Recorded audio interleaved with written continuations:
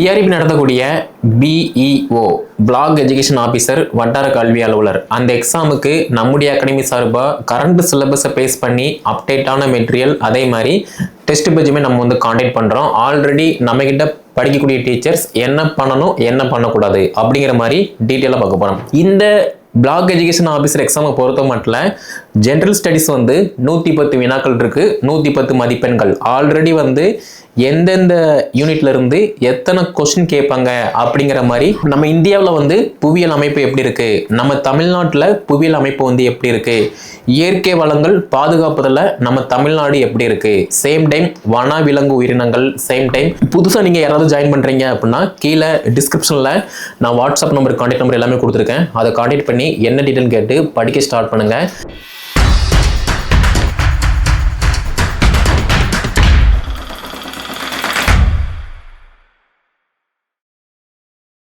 TRP நடத்தக்கூடிய BEO black education officer வட்டார கல்வி அலுவலர் அந்த எக்ஸாமுக்கு நம்முடைய அகாடமி சார்பாக கரண்ட் சிலபஸை பேஸ் பண்ணி அப்டேட்டான மெட்டீரியல் அதே மாதிரி டெஸ்ட் பேஜுமே நம்ம வந்து காண்டாக்ட் பண்ணுறோம். ஆல்ரெடி நம்மகிட்ட படிக்கக்கூடிய டீச்சர்ஸ் என்ன பண்ணணும் என்ன பண்ணக்கூடாது அப்படிங்கிற மாதிரி டீட்டெயிலாக பார்க்க போகிறோம். ஃபர்ஸ்ட் ஆஃப் ஆல் வந்து பார்த்தீங்கன்னா நம்முடைய ஏபிஜே டெலிகிராம் குரூப்பில் வந்து சிலபஸ் அண்ட் ப்ரீவியஸ் கொஸ்டின் வந்து பார்த்தீங்கன்னா அப்டேட் பண்ணியிருக்கோம். அது மட்டும் இல்லாமல் இன்றைய தினத்தில் அதாவது 28/4/2025 மார்னிங்கே வந்து பார்த்தீங்கன்னா ஒரு 50 கொஸ்டின் வந்து பார்த்தீங்கன்னா சைக்காலஜி அண்டு ஒரு சில காமனான ஜென்ரல் ஸ்டடீஸ் கொஸ்டின் வந்து நம்ம போஸ்ட் பண்ணியிருப்போம். அதை ப்ராக்டிஸ் பண்ணி நிறைய பேர் வந்து பார்த்தீங்கன்னா OMR சீட்டோட நீங்கள் வந்து ரிப்போர்ட் பண்ணியிருந்தீங்க.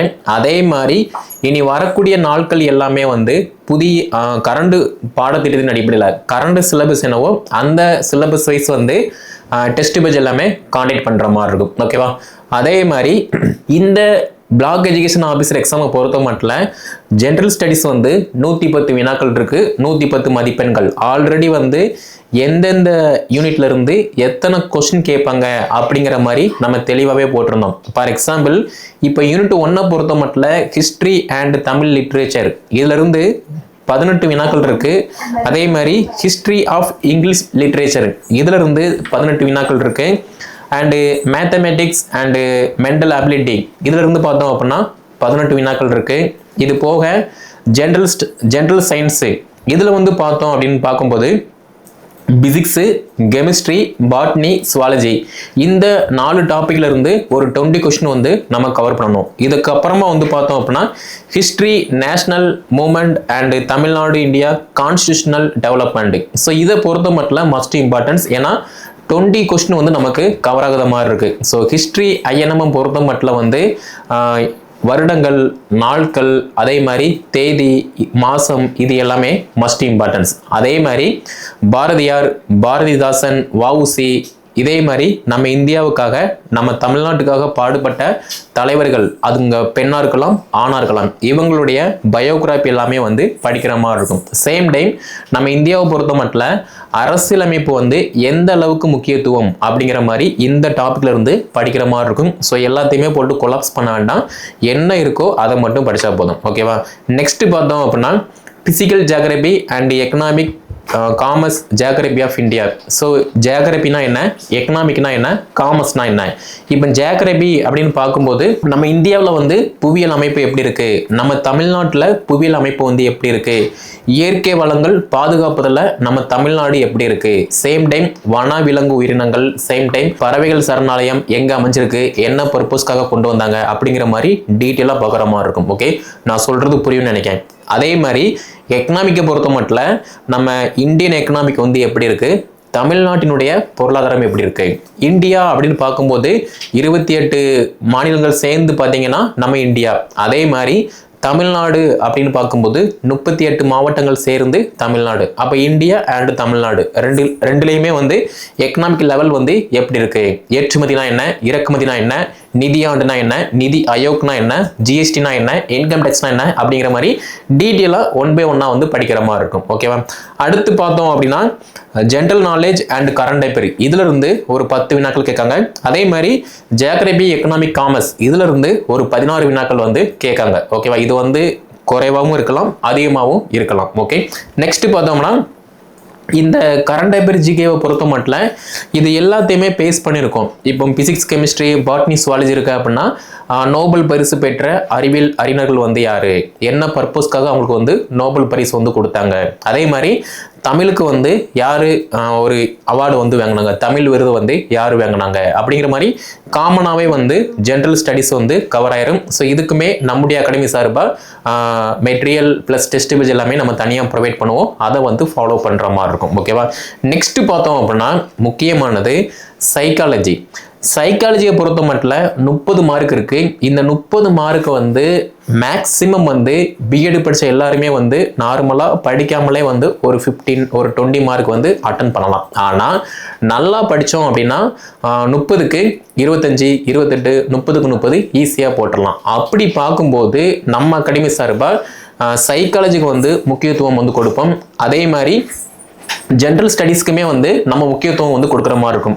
நார்மலாகவே வந்து சைக்காலஜியை பொறுத்த மட்டும் எல்லாருமே வந்து பிஎட் படித்த எல்லாருமே வந்து நார்மலாக அட்டன் பண்ணலாம். ஆனால் அதையெல்லாம் தாண்டி ஜென்ரல் ஸ்டடீஸில் யார் நல்ல மார்க் எடுக்காங்களோ அவங்க தான் வந்து சக்ஸஸ்ஃபுல்லாக நல்ல மார்க் எடுக்க முடியும். அது மட்டும் இல்லாமல் ஒரு பிளாக் எஜுகேஷன் ஆஃபீஸராக பணியில் அமர முடியும். ஓகேவா?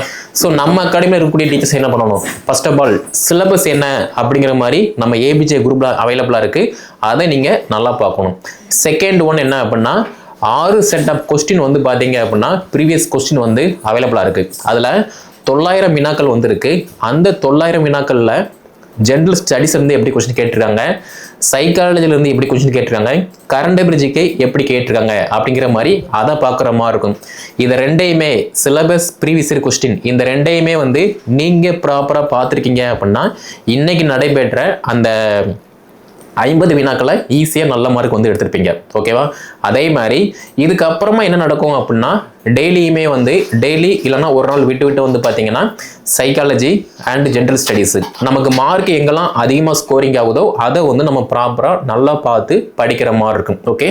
அது மட்டும் இல்லாமல் நம்ம ஒரு எக்ஸாம் அப்ரோச் பண்ண போகிறோம் அப்படின்னா நமக்கே வந்து தெரியணும் சிலபஸ் என்ன, ப்ரீவியஸ் கொஸ்டின் என்ன, கொஸ்டின் வந்து எப்படி கேட்டிருக்காங்க, வரக்கூடிய எக்ஸாமுக்கு எப்படி கொஸ்டின் கேட்பாங்க, நம்ம எப்படி தயாராகணும் அப்படிங்கிற மாதிரி ஒரு பொது நாலேஜ் வந்து பார்த்தீங்க அப்படின்னா உங்களுக்கு இருக்கிற மாதிரி இருக்கணும். அதை விட்டுட்டு என் ஃப்ரெண்டு சொன்னாங்க, என் சொந்தக்காரங்க சொன்னாங்க, நான் யூடியூப்பில் பார்த்தேன், இன்ஸ்டாகிராமில் பார்த்தேன், அந்த மாதிரி இல்லாமல் ஒரு எக்ஸாம் பற்றி நல்ல நாலேஜ் இருந்தால் மட்டும்தான் அந்த எக்ஸாமில் வந்து நல்ல அப்டேட்டோட நல்ல மார்க் வந்து ஸ்கோர் பண்ண முடியும். அதே மாதிரி நம்ம படிக்கும்போது முன்ன பின்ன அட்டெம்ப்ட் கொடுத்தவங்க கிட்ட நீங்கள் போய் கேட்டீங்க அப்படின்னா இதை படிங்க, இதை படிக்காதீங்க அப்படிங்கிற மாதிரி சொல்லுவாங்க. ஆனால் எதுவுமே தெரியாமல் அட்டெம்ப்டே கொடுக்காத யாருக்கிட்டே ஒருத்தர்கிட்ட போய் கேட்டீங்க அப்படின்னா இது ஏன் படிக்க, பேசாமல் குரூப் 4 படி அப்படிம்பாங்க. குரூப் 4ல் முட்டி மோதி நிற்கிறத விட BSc BEd, BA BEd, integrate degree இதை படித்த எல்லாருமே வந்து இந்த பிளாக் எஜுகேஷன் ஆஃபீஸருக்கு வந்து தகுதியானவர்கள். ஓகே? அது மட்டும் இல்லாமல் எப்போதுமே வந்து ஒரு எக்ஸாமுக்கு அட்டெம்ப்ட் கொடுத்தவங்க அதே மாதிரி பாஸ் பண்ணி வேலைக்கு போனவங்க இவங்க கிட்ட தான் போய் நம்ம வந்து ஒரு ஒப்பீனியன் வந்து கேட்கணுமே தவிர எக்ஸாமில் அட்டெம்ப்ட் கொடுத்து ஃபெயில் ஆனவங்க அது மட்டும் இல்லாமல் அந்த எக்ஸாமுக்கு அட்டெம்ப்டே கொடுக்காதவங்க இவங்களுக்கு எல்லாமே தெரியும் அப்படின்னு நினச்சி நம்ம எல்லாருக்கிட்டையுமே போயிட்டு ஒரு சஜஷன் கேட்டோம் அப்படின்னா அவங்க நம்மளை மோட்டிவேட் பண்ண மாட்டாங்க, டிமோட்டிவேட் மட்டும்தான் பண்ணுவாங்க. ஓகே?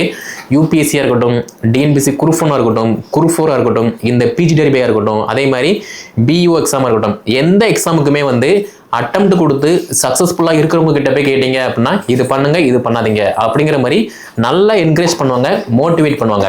ஆனால் அட்டெம்ப்ட் கொடுத்து ஃபெயில் ஆனவங்க, அட்டெம்ப்டே கொடுக்காதவங்க இவங்க கிட்ட போய் நீங்கள் கேட்டீங்க அப்படின்னா இந்த எக்ஸாமுக்கு வந்து 4-5 வருஷம் படிக்கணும், அப்படி படிக்கணும், இப்படி படிக்கணும் அப்படிங்கிற மாதிரி வந்து நம்மளை வந்து கொலாப்ஸ் பண்ணி விட்டுருவாங்க. ஸோ சுற்றி யாருக்கிட்டையுமே வந்து என்ன அப்படிங்கிற மாதிரி கேட்காதீங்க.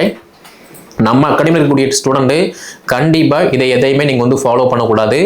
உங்களுக்கு என்ன வேணுமோ அதை எல்லாமே நம்முடைய ஏபிஜே குரூப்பில் வந்து 1 by 1 வந்து நம்ம மூவ் பண்ணிக்கிட்டு இருக்கோம். சிலபஸ் போட்டாச்சு, ப்ரீவியஸ் இயர் கொஸ்டின் போட்டாச்சு, இதுக்கப்புறமா வந்து எல்லாமே என்ன படிக்கணுமோ அது மட்டும்தான் அப்டேட் ஆகும். அதை நீங்கள் ப்ராப்பராக வந்து ஃபாலோ பண்ணுற மாதிரி இருக்கும். ஓகே? அதே மாதிரி இந்த எக்ஸாம் அறிவிப்பு வந்ததுக்கு அப்புறமா தான் நான் படிக்க ஸ்டார்ட் பண்ணுவேன், இப்போதைக்கு நான் எல்லாமே ஸ்டோர் பண்ணி வைப்பேன் அப்படின்னா நீங்கள் படிக்க முடியாது. ஏன் அப்படின்னா மொத்தமாக சேர்த்து வச்சு படிக்கும்போது அது படிக்கவா இது படிக்கவா எது படிக்க அப்படிங்கிற மாதிரி வந்து கன்ஃபியூஸ் ஆகும். ஓகே, ஆனால் அதையெல்லாம் தாண்டி டெய்லியுமே வந்து நீங்கள் ஒரு ப்ராப்பரான ஒரு டைம் ஷெடியூல் போட்டு படிக்கிங்க அப்படின்னா ஈஸியாக வந்து நமக்கான டாப்பிக்கை நம்ம நல்லா கவர் பண்ணிடுவோம். இதுதான் வந்து ஃபேக்ட். ஓகே, அப்படி இருக்கும்போது அதுபடி வந்து நீங்கள் படிக்க ஸ்டார்ட் பண்ணணும். ஓகேவா? நெக்ஸ்ட்டு சிலபஸ் பார்க்கணும், ப்ரீவியஸ் இயர் கொஸ்டின் பார்க்கணும். சிலபஸில் ஒவ்வொரு யூனிட்டுக்குமே வந்து எத்தனை கொஸ்டின் கேட்காங்க, அந்த யூனிட்டை நம்ம எப்படி படிக்கணும் அப்படிங்கிற மாதிரி வந்து நம்ம ஆல்ரெடி போஸ்ட் பண்ணியிருக்கோம். அதை நீங்கள் வந்து ரெகுலராக வந்து ஃபாலோ பண்ணுற மாதிரி இருக்கும். ஓகே, அதே மாதிரி நம்முடைய அகாடமி சார்பாக இந்த பிஓ எக்ஸாமுக்கு ஆல்ரெடி இருக்கக்கூடிய டீச்சர்ஸ் எல்லாத்துக்குமே வந்து பார்த்தீங்கன்னா நெக்ஸ்ட் வீக்கில் டைம் டேபிள் வந்து போடுவோம். என்னென்ன டேட்டில் என்ன டெஸ்ட்டு, என்ன டாபிக் டெஸ்ட்டு அப்படிங்கிற மாதிரி போடுவோம். அதையுமே வந்து 1 by 1 ரெகுலராக வந்து ஃபாலோ பண்ணுற மாதிரி இருக்கும். ஓகே, அதே மாதிரி ஸ்கூல் புக்கை மட்டும் படித்தா போதும் அப்படிங்கிற மாதிரி ஒரு மைண்ட் செட் இல்லாமல் ஸ்கூல் புக்கையும் தாண்டி நம்ம படிக்கணும் அப்படிங்கிற மாதிரி நீங்கள் உங்கள் மைண்டை வந்து வச்சுக்கோங்க. ஏன்னா நம்ம போகக்கூடியது வந்து ஒரு ஆஃபீஸர் லெவலில் உள்ள ஒரு எக்ஸாம். அப்படி இருக்கும்போது பிஏ பிஎட் பிஎஸ்சி பிஎட் அப்படின்னா அதுக்கு தகுந்த மாதிரி நம்ம ப்ரிப்பரேஷன் ஆகணுமே தவிர சும்மா ஏனோ தானோ அப்படிங்கிற மாதிரி வந்து 6 to 12 வரைக்கும் குரூப் 4க்கு படித்த மாதிரி படிக்கணும் அப்படிங்கிற மாதிரி வந்து நீங்கள் இருக்கக்கூடாது. ஓகேவா? இதுதான் வந்து ஃபேக்ட்டு. ஸோ நம்ம அகாடமியில் இருக்கக்கூடிய டீச்சர்ஸ் இது எல்லாத்தையுமே ப்ராப்பராக வந்து பார்க்குற மாதிரி இருக்கும். Syllabus, previous year questions, syllabus wise வந்து ஸ்கூல் புக்கு, சிலபஸ் வைஸ் வந்து டிகிரி லெவல் புக்கு, அது மட்டும் இல்லாமல் ப்ராப்பரான டெஸ்ட் பேட்ச், இது எல்லாத்தையுமே யார் அட்டன் பண்ணுறாங்களோ அவங்க மட்டும்தான் வந்து சக்ஸஸ்ஃபுல்லாக பாஸ் பண்ண முடியும். ஓகே, அதே மாதிரி டெஸ்ட் ப்ராக்டிஸ் எல்லாமே வந்து நம்ம ஏபிஜே குரூப்பில் OMR சீட் வந்து போட்டிருக்கோம். 50 கொஸ்டின், 100 கொஸ்டின், 150 கொஸ்டின். 150 கொஸ்டினை பொறுத்த மட்டும் வந்து உங்களுக்கு ஃபுல் டெஸ்ட் வந்து அவைலபிளாக இருக்கும். 50 கொஸ்டினை பொறுத்த மட்டும் அந்த 50 டெஸ்ட்டுக்கான OMRல வந்து ப்ராக்டிஸ் பண்ணுங்கள்.